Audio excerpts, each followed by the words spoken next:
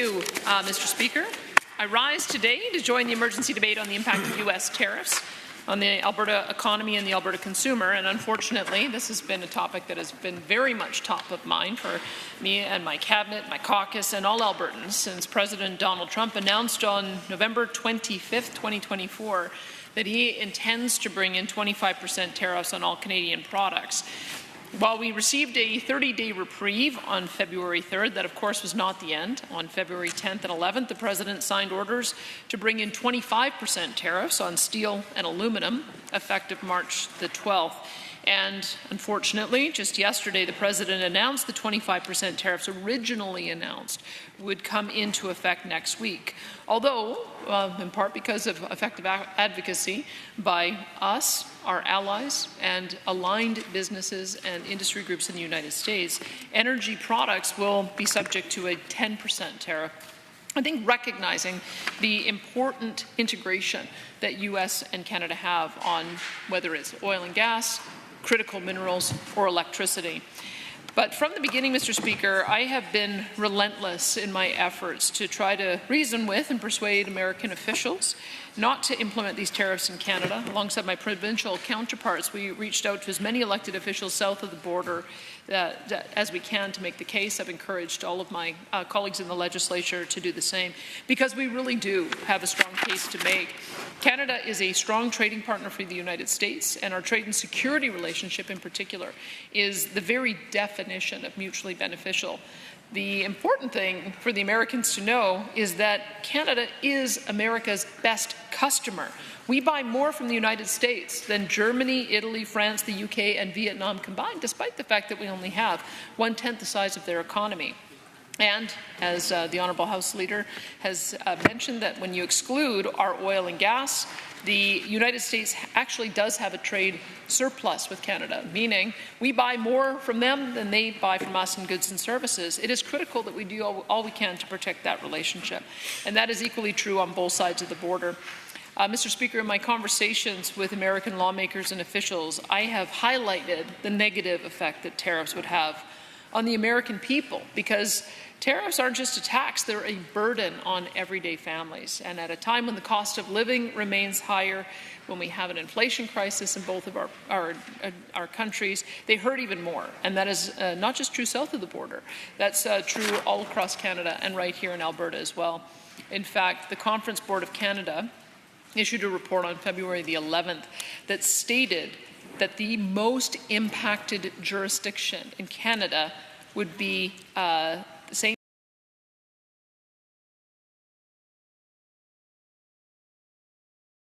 on New Brunswick, and second to them would be Calgary as the second most impacted jurisdiction in the country at 81.6%.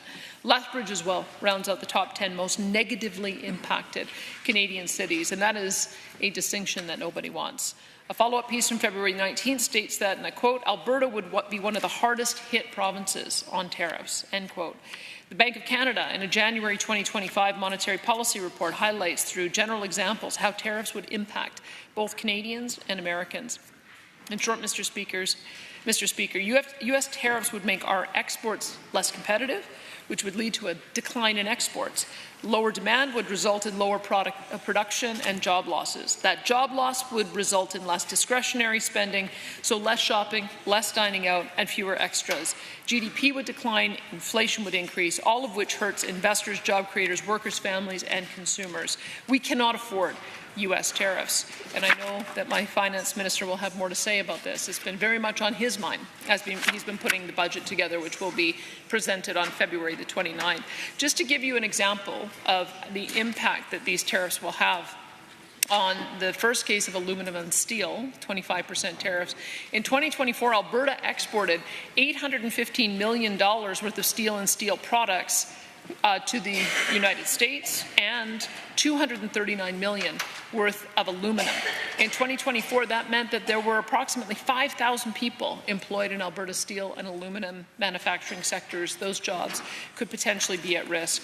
Another huge impact on agriculture and cattle. Alberta ships more than 300,000 head of cattle and 600 million pounds of beef to the United States every year.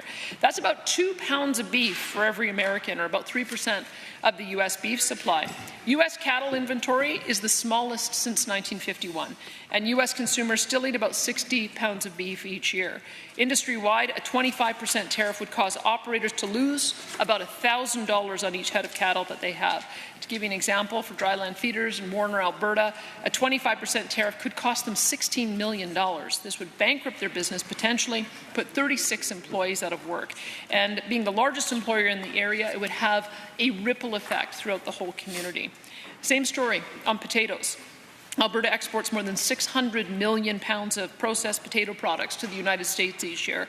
That's nearly 2 pounds of potatoes for every American, 8% of their supply, or 1 in 10 French fries. If you go into looking at timber, we also have a Western Artrib and Northland Forest Products that have been operating in Alberta for decades, with 3 manufacturing facilities, a team of over 130 skilled Albertans. They've contributed to over 1,000 U.S. projects, including catalyst building in Spokane, Washington, and the Fastenal headquarters in Winona, Minnesota, built with Alberta spruce. Manufacturing as well. Propac, located in Airdrie, Alberta, is one of the largest engineering and fabrication businesses in Canada. They employ 1,500 skilled professionals and tradespeople. They're a trusted partner of U.S. energy developers with recent and ongoing projects in Alaska, North Dakota, Wyoming, Montana, Oklahoma, Kentucky, West Virginia, and Florida. They also buy tens of millions of dollars worth of U.S. equipment from suppliers like Caterpillar Engines, Solar Turbines, Aerial Compressors, Emerson, Rockwell Automation, and other national brands, just going to the integration of our 2 economies. And I will just make note, Mr. Speaker, that the part of the reason why we absolutely stood firm on opposing export tariffs or cutting off oil to the United States is because in the 1980s, when former Prime Minister Pierre Elliott Trudeau imposed an export tax on Alberta energy, it crippled Alberta's economy and destroyed lives. Unemployment quadrupled, home values plummeted, thousands lost their jobs, bankruptcies rose over 150%, and tens of thousands were left in a province plunging us into multi-year recession. We believe we lost somewhere in the order of $50 to $100 billion. So we are not going to support a ban on these types of products. I should also mention, of course, that Alberta crude and U.S. refineries, it is the largest export product Canada has. There are approximately 130 refineries in the U.S. At least 25 of these rely on Alberta crude on a consistent basis.